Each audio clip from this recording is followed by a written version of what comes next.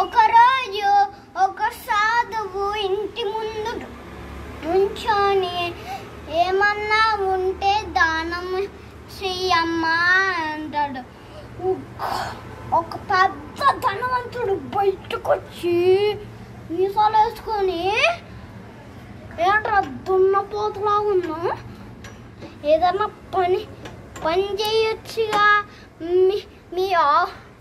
మీ ఆవిచ్చిన నేను తీసుకోను, అది ఎవరికి సొంతం అవుతుంది?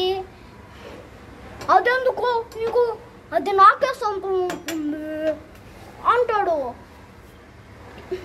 మీ మాటల్ని కూడా నేను తీసుకోను, అది ఎవరికి సొంతం అవుతుంది?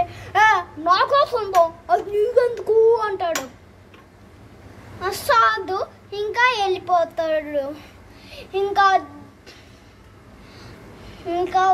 తగిలేది నీకే.